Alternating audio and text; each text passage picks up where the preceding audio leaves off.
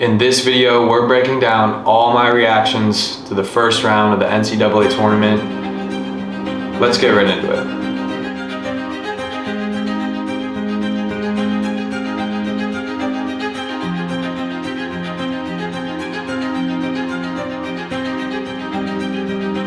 If you don't know me, or if you're new to the channel, I'm Mitch Struckenberg, an assistant coach at Marymount University and an enthusiast of D3 volleyball and the game of volleyball in general. So this channel is all things Division III, D1, pretty much your volleyball go-to spot.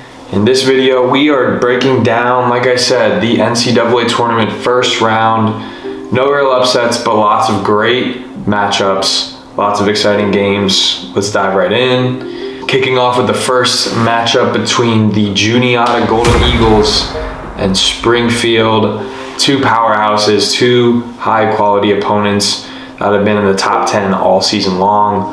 And this one went the distance. Overtime, free volleyball, extended fifth set, leading to a Juniata victory 22-20 in the fifth set. And just goes to show the firepower from these two teams. Reese Ganter, first team all-conference player in the CVC, distributing the ball well with 61 assists. I think that was a career high for him. Over the 5 sets for Juniata, he's going to be called on going forward, and a strong piece for the Eagles to keep on dancing in the tournament. Now in this game, Justin Phillips also had a really strong performance and played well, but the Eagles can beat you in a lot of ways. Luke Hoffman out of the middle, Tyler Goldsboro, another all-conference selection. They have a lot of different guys that can get hot. So this is a team that, I think is going to give Stevens a run for their money, even though Stevens has beaten them already this season. I think Juniata, when they come to play, they're a tough team to beat. Stevens handles Hiram pretty easily in their first round matchup in a 3-0 sweep. 22 blocks for the Ducks. I think they are the most disciplined team in the country and possibly the best blocking team in the country. And when you combine those two factors together, it makes for a really quality opponent. They're the number 2 team in the country for a reason, and I think it is their path to get back to the finals. They have the team to do it. They have the experience. They hit 333 in their match, but more importantly, they held Hiram to -114 on the match. So not only are they going to be efficient, but they're going to make you really inefficient and take you kind of out of your sweet spot. I think that they are going to put some pressure on Juniata, but I think it's going to be a good game overall. But I have Stevens advancing in that matchup. Trine versus Loras. This is another 5-set thriller, and the 25-win Loras DIII come out on top in this one. Corey Mayonet, it was his show with 33 kills, 33 points on the day. Really simple, just get up and swing and put the ball down. That's what he's been doing all year for Loras, and he continues to do it. The DIII's head coach had this to say: "This time of year, it's survive and advance. That's the name of the game. Trine frustrated us, made us work and work and work, and I'm proud of the way we responded." This was a gritty match back and forth. Both teams kind of took control of 2 sets apiece, and then the 5th set just came down to who can make less hitting errors. I think Loras is a good team, and definitely pin-driven with Mayonet and Fiorenza, but glad to see them come out with a victory after the really strong season that they had. Next matchup between Cal Lutheran and Dominican. This was actually Cal Lutheran's first NCAA tournament appearance and their first win. That was kind of surprising for me to hear. I was pretty certain they'd have at least made the tournament in the past, but this is the year to do it for them. They have senior-laden leaders: Jordan Cooper, D1 transfer, Taylor Marks, who I think is probably the best setter in the country.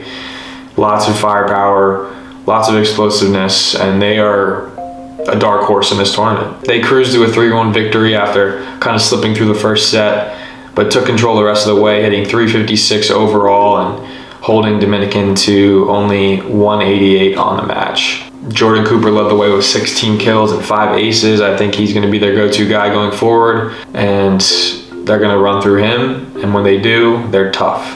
In that matchup between Cal Lu and Loras, I have Cal Lu. I think they bring a little bit too much to the table, a little bit too much balance compared to Loras, and I give them the nod over that matchup. The number 3 team in the country, Wentworth, took control of LBC and kind of smothered them in 3 sets in a 3-0 sweep, hitting 392 on the match in a real dominant performance. Not much to say about this one other than the fact that the Leopards were just a bigger and stronger team here. Their 31st win on the season, that's the most in program history. They are clicking, they're finding their groove, and I think you put Labouliere out there, and that's a pretty favorable matchup against any right side in the country. So I think Wentworth is a tough out, and they're gonna be tricky in that next matchup against Vassar.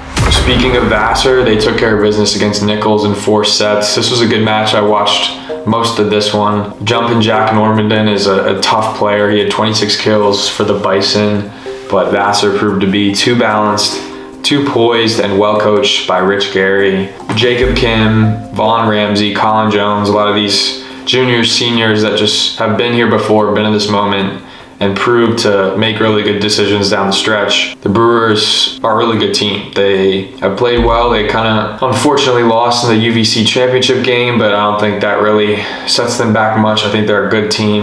I think they have a lot of different ways they can beat you. They run that 6-2, can get hot with different guys and different roles. And I think they're gonna test Wentworth, but I think Wentworth is slightly a little bit better, a little bit more ceiling on them. So I like Wentworth in that matchup. SVU matched up with St. Joe's Long Island in another matchup in the NCAA tournament, similar to 2022, where St. Joe's upset the Knights, but in this one, SVU got the best of them. I think the Knights, SVU is the best team in the country right now. They have an electric offense led by Tyler Schaefer at the helm, setting the ball, making really good decisions, knowing when to set his pins. They utilize the back row better than anyone that I've seen, and they switch a lot of things around in transition. After receive, I think they got a lot of heat, and when they serve tough, which they absolutely can, they put so much pressure on you. Now, I could be wrong on this one. I think their right side might have gotten injured in this game, but they're also pretty deep and have a couple guys that can fill in. So we'll keep an eye on that and see if that has any impact on their next round matchup against NYU. But SVU is my choice to make it to the finals as well. I think they go the distance and take care of business, but a really good matchup coming up for them and NYU. The Violets handled Baruch in the last matchup of the first round of the NCAA tournament. Baruch beat NYU earlier in the season. Lucas Osiecki had to say that the Violets came back with a lot of fire. We know a lot of these guys from New York, and the rivalry is huge, so they were ready and focused and came out in the 3-set sweep over Baruch. Osiecki finished with 19 kills in 3 sets, which is pretty impressive for only 3 sets of play. And remember, this is the team that beat Vassar in the UVC championship, so they're hot right now, and anything can happen. There hasn't been any upsets as of right now in the tournament, but who's to say the lower seed doesn't come out on top in the Elite 8. I'm excited for it. Lots of matchups tonight, so make sure you're tuning into those games on all the live streams. Yeah, we'll see what happens. I like a Stevens SVU chip. I think those are the 2 most complete teams in the country on the opposite sides of the bracket. That being said, it's anyone's game. You play your best ball, you serve well, you serve receive tough, you serve receive great, and you never know what can happen out there. Thanks for watching. We'll keep you updated on all the games going forward, and we'll see you in the next one. Peace.